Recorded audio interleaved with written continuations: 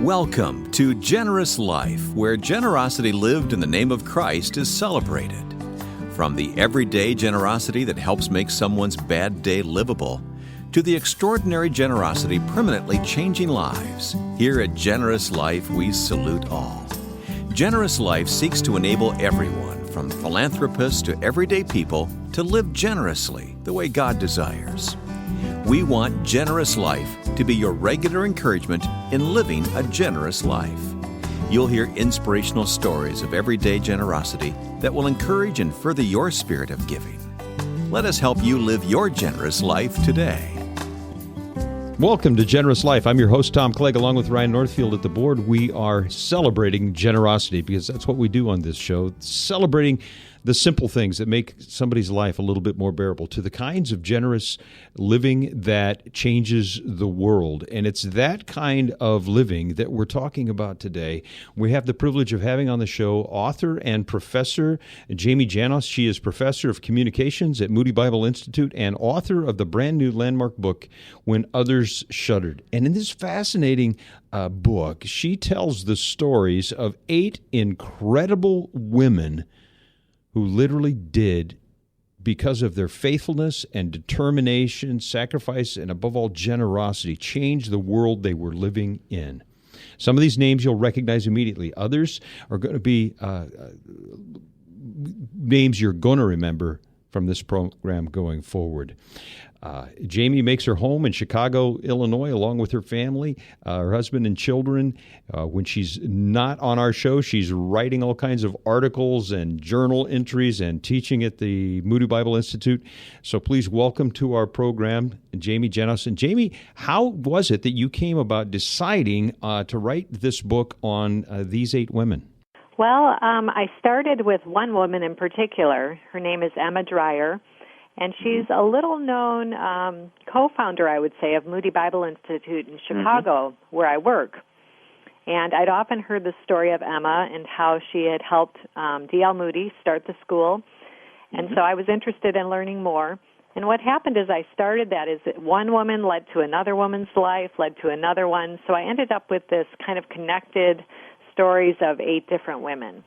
Well, Jaime, it seems that all these ladies lived at the turn of the previous century, that sort of 1880s to pre-World War I. When you look at popular culture, the series on HBO and otherwise, that era really seems to be capturing popular imagination. Why is that? Yeah, I'm a fan of Downton Abbey, and that's certainly that era. I'd also read several books, nonfiction books about Chicago at the turn of the century. And they fascinated me, learning about the World's Fair and the architecture that was happening and just the industrialization. So I started to wonder, since our school, Moody, was founded around that same era, I was kind of curious about who the people were there. And particularly, since I'm a woman, I was curious about the female view of that time period. Wow, of all the people to choose from, it must have been difficult to select it down to these 8. And I'm wondering, did any one of them really capture your imagination? Yeah, it was hard to limit. As I went through and I was trying to decide and pick out, there were some women who I wanted to tell their stories, but there wasn't enough information. Either there was just information on, the historical data, but I wanted this book to be not just, the dates and times and achievements, but also the personal trials of their lives and how how God touched them in a deeply personal way through their marriages and their homes and circumstances, life, real life.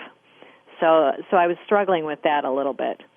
But yeah, as far as favorites, it's really hard. But I do like the story of Sarah Dunn Clark. She was the founder of Pacific Garden Mission, which is a long-standing mission to the homeless in Chicago. Yes. She came from kind of the Midwest, a fairly affluent family, and felt kind of God's nudging in her heart. And, as she was getting into her 20s, that there was really more to her life, or should be more to her life. So she moved to Chicago, and there she started to see so many people living on the streets. The homelessness was a huge issue then. A lot of people were out of work. A lot of the poor coming to find work in the city didn't find it. And so there were quite a bit of problems with that. And she started working and built a little mission where people could come for help and shelter and also to learn about God. Now, she had a particular connection to somebody who went on to make a fairly spectacular impact in the kingdom of God, Billy Sunday. Is that right? Yes, exactly.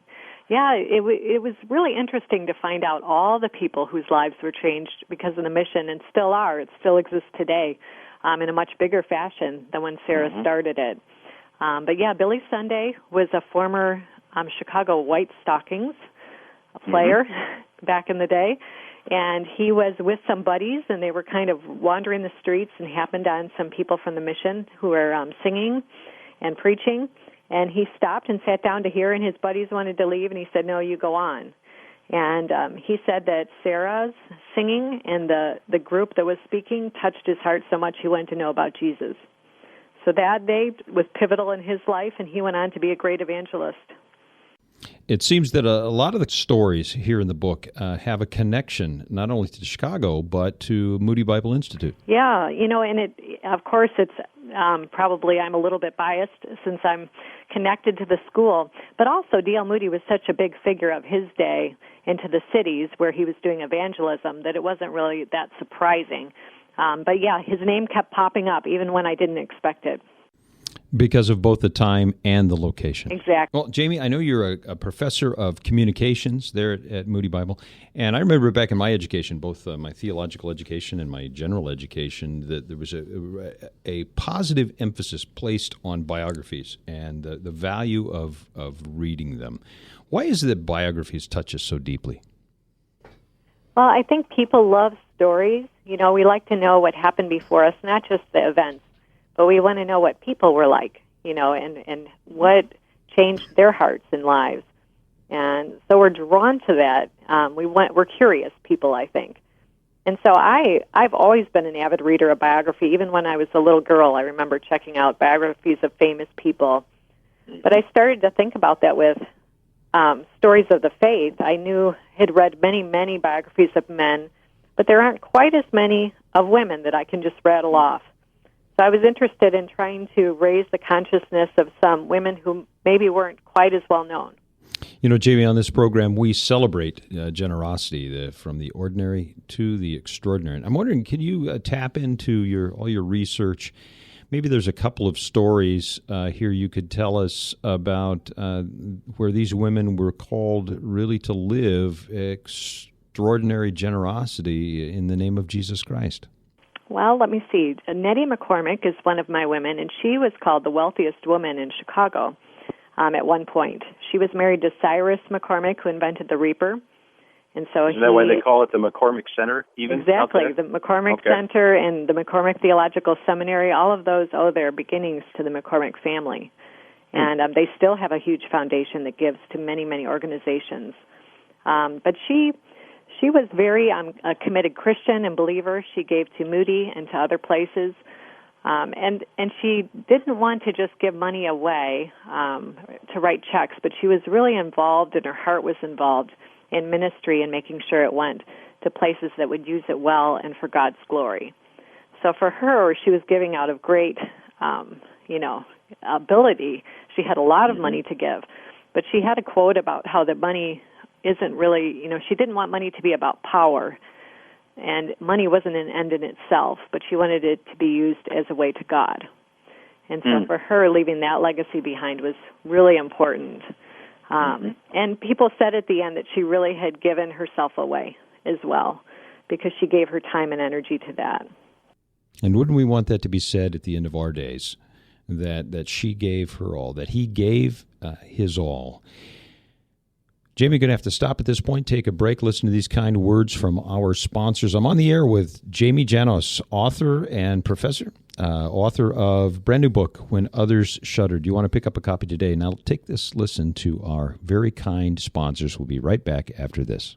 Have you heard about the Generous Life Conference located on the shores of beautiful Lake Tahoe? Mike invites a small but very select group of philanthropists, marketplace leaders, and ministry leaders from around the world to Lake Tahoe, Nevada, in an executive-level meeting called the Generous Life Conference.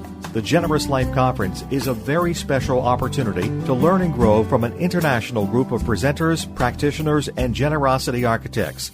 We bring this special group of leaders together for 3 full days twice a year, once in the spring and again in the fall. Just imagine you, your team, and those who support you coming together to learn and strategize collectively while learning from real practitioners and champions of ministry from across the world.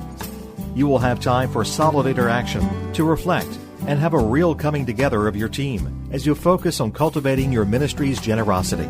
Mike takes genuine care in bringing together field-tested practitioners of generosity and Christian philanthropy in one of his favorite places in the world, Lake Tahoe.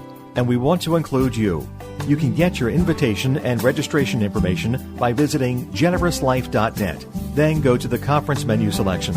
That's generouslife.net. Then go to the conference menu selection. CausesForKids.com is a new website where kids grades K through 12 who need help paying for after-school activities can reach generous people with the means and the heart to help. That's causes4kids.com, a fundraising website for kids.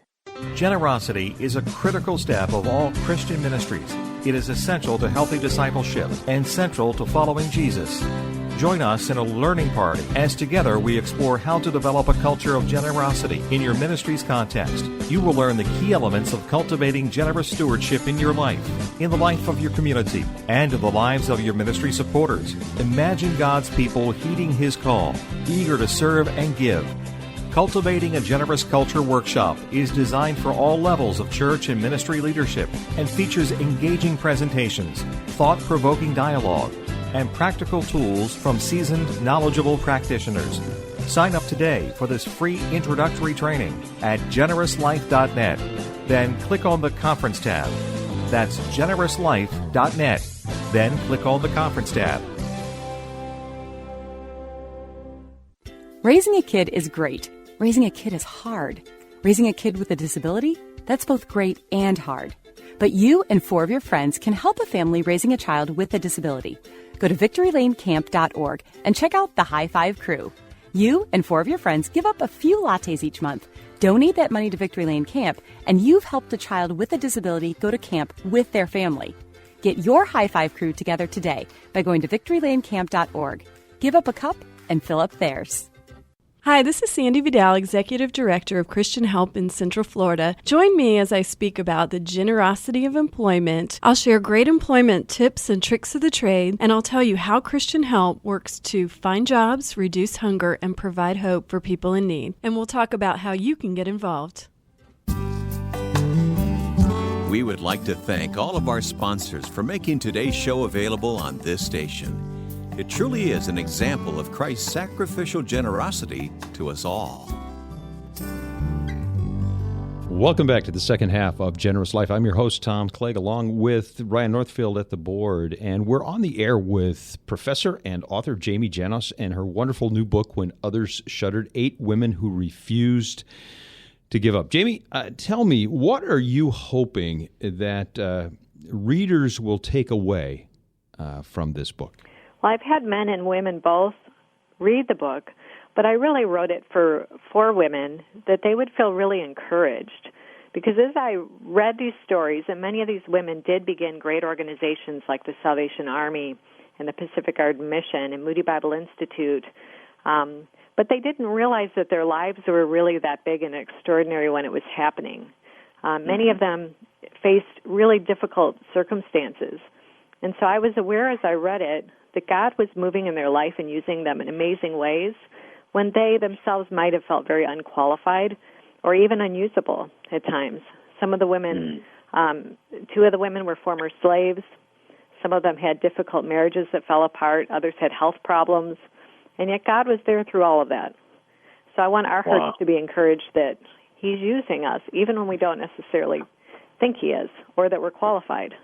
Well, Jaime, as you've distanced yourself from the project, it's been released, it's in bookstores everywhere and Amazon.com. As you look back on your research and your intimacy, I'm sure, with these 8 stories, what are the threads that pull together? What are the traits that you found in every one of them?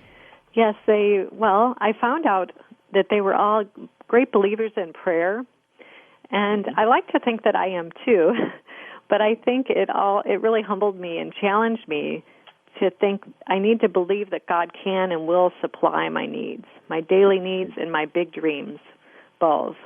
And I saw them pray. They prayed during difficult times. They prayed when they were feeling opposition in what they were doing. They prayed for longevity and faithfulness. So prayer sustained them, and I really want it to sustain me that way as well.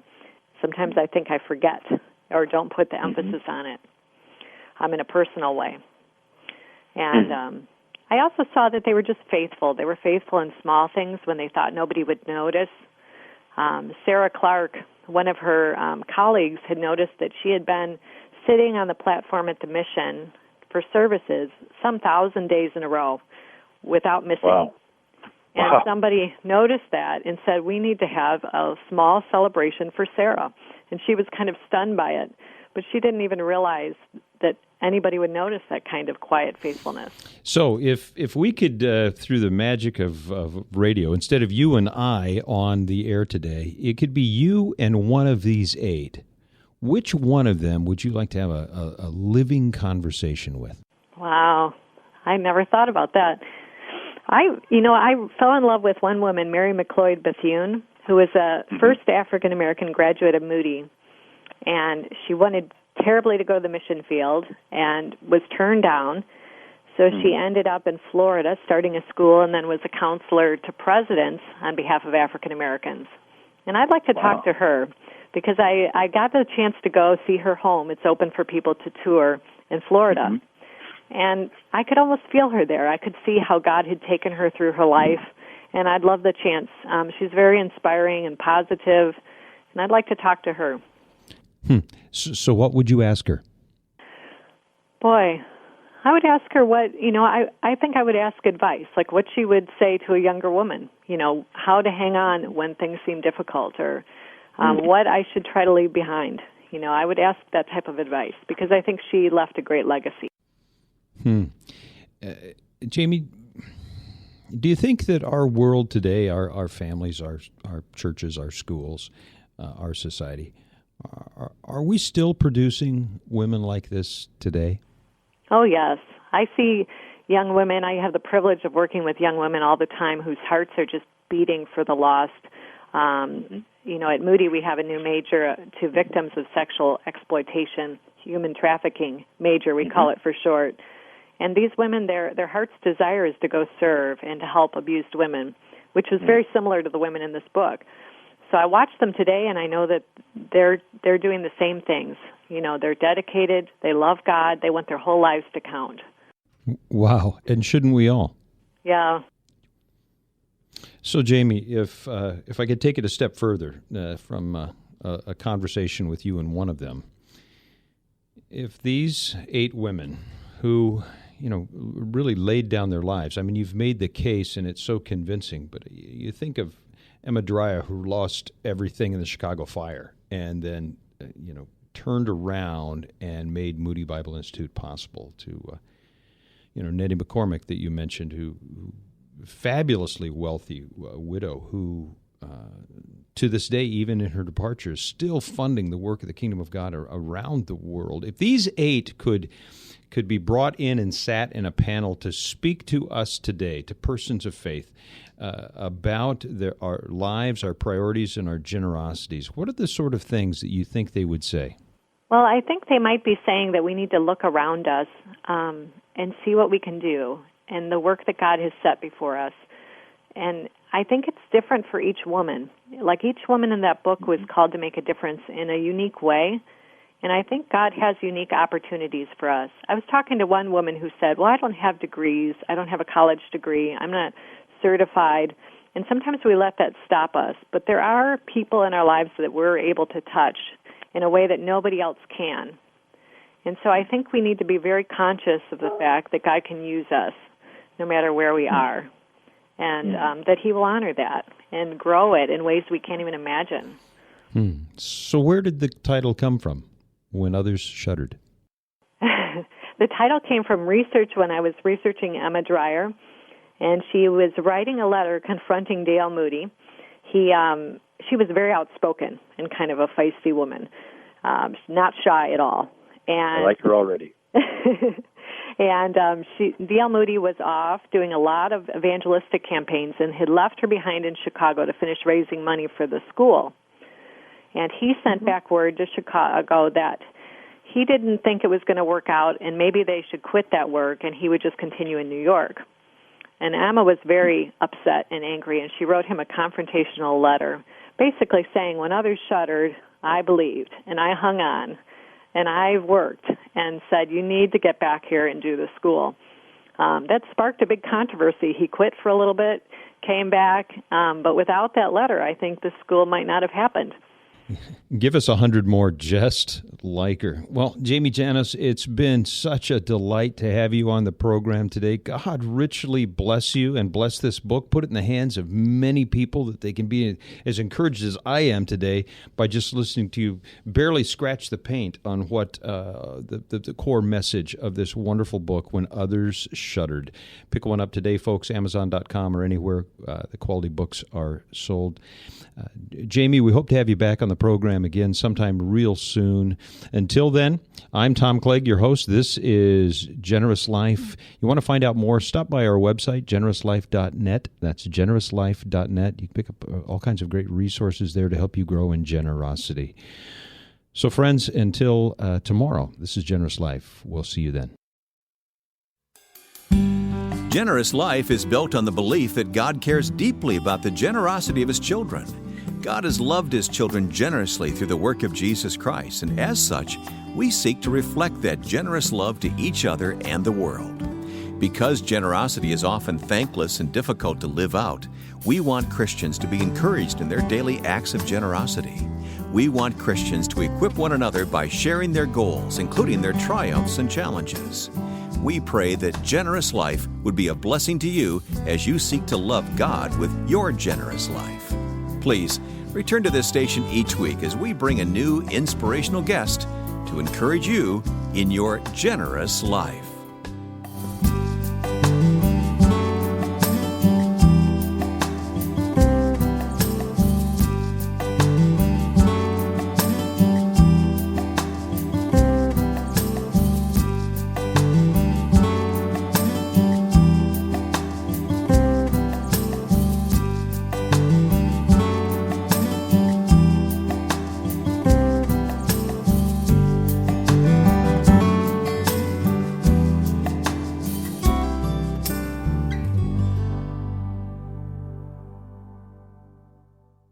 Generosity is a critical step of all Christian ministries. It is essential to healthy discipleship and central to following Jesus. Join us in a learning party as together we explore how to develop a culture of generosity in your ministry's context. You will learn the key elements of cultivating generous stewardship in your life, in the life of your community, and in the lives of your ministry supporters. Imagine God's people heeding His call, eager to serve and give. Cultivating a Generous Culture workshop is designed for all levels of church and ministry leadership and features engaging presentations, thought-provoking dialogue, and practical tools from seasoned, knowledgeable practitioners. Sign up today for this free introductory training at generouslife.net. Then click on the Conference tab. That's generouslife.net. Then click on the Conference tab. Hi, this is Sandy Vidal, Executive Director of Christian Help in Central Florida. Join me as I speak about the generosity of employment. I'll share great employment tips and tricks of the trade, and I'll tell you how Christian Help works to find jobs, reduce hunger, and provide hope for people in need. And we'll talk about how you can get involved. Generous Living magazine provides encouraging stories of Christians living generously and changing the world through their generosity. With featured content from Christian philanthropists and highly effective Christian ministries, these articles and interviews will inspire you with God's work through the lives of your fellow Christians. Issues will include interviews with Chuck Colson, Luis Palau, William Lane Craig, T.M. Moore, Ray Boland, Norm Miller, and others. We want to give you a glimpse of what effective ministries are accomplishing in the world today. Learn how they work, what they're accomplishing for the kingdom, and if you're so inclined, how you might help by living a generous life. To show our appreciation for participating in our program today, Mike would like to offer you a 1-year complimentary subscription to Generous Living. Just go to this station's website or to generouslife.net and sign up today. That's generouslife.net.